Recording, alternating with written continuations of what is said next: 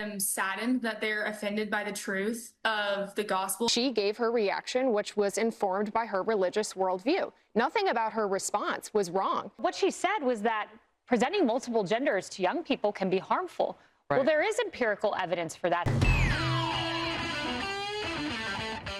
We have an insane story about a student in Oklahoma receiving a 0 on a scientific paper in which she tried to quote the Bible. So that has MAGA outraged. Obviously, if you can, take a moment and leave us a like on the video. We're trying to get to 30,000 subscribers, and let's hop into the madness. I went and I looked at the original prompt. TPUSA shared this on X. And it asked students to provide a 650-word reaction response to an article about gender stereotypes and mental health in order to demonstrate that they had read that article and that they understood the material in it. This was not a request to provide some long empirical essay debunking or proving every single thing that the article was talking about. It asked for students' reaction. She gave her reaction, which was informed by her religious worldview. Nothing about her response was wrong. And compared to the original prompt. I mean, Christians are such victims in America. They're just constantly persecuted for their beliefs. But no, in reality, the assignment was in a science class, mind you, to cite a scholarly article. This would mean published in a journal, right?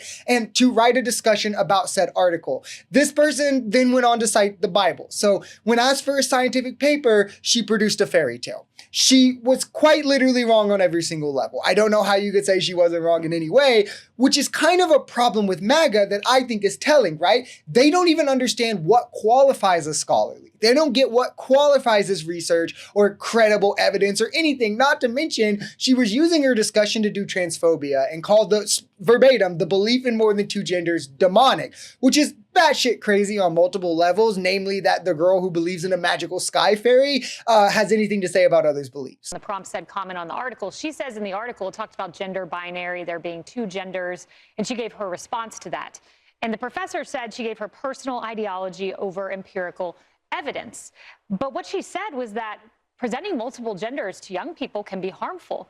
Right. Well, there is empirical evidence for that. So my question would be to this professor, what if she would have cited, I don't know, the HHS study that was released this year in 2025 by Robert F. Kennedy Jr. and his department, a peer-reviewed study that found that puberty blockers, cross-sex hormones, et cetera, pose significant long-term, too often ignored damage to young children. What if she would have cited that empirical evidence? This is what happens when someone really stupid has to try to sound smart for a comeback to smart people. First, the student was calling belief in more than two genders demonic, among other harmful transphobic things. And just on gender here, the belief would either be that it exists or it doesn't. And if it exists, then it's endless genders that could be conceived. To say otherwise is a misunderstanding of what gender is.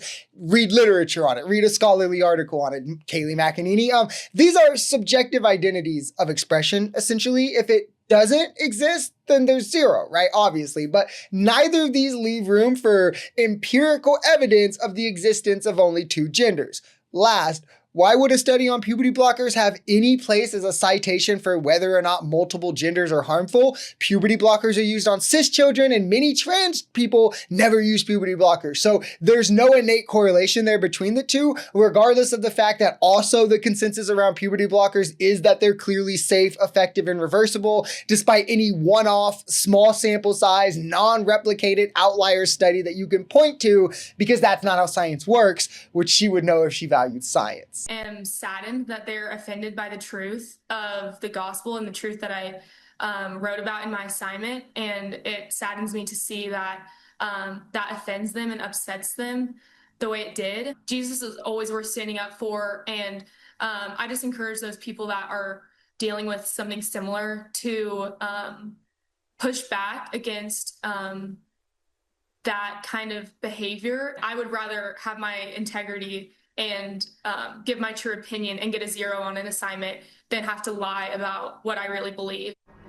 If she gets a 100 because she knows why she believes what she believes. This is ridiculous. Like, obviously believe whatever you want to believe, especially if it makes you happy and all of that. But when you're in an academic institution, in a science class, being asked to cite a scientific work, a scholarly scientific work, and you cite the Bible, you literally know what you're doing. Or you don't know what you're doing. Either way, it's a problem and you deserve the 0. Christianity is antithetical to science. The Bible is not a scholarly scientific work, and it says people walk on water and we're resurrected, and it says that the earth has a crust and hints at it being flat.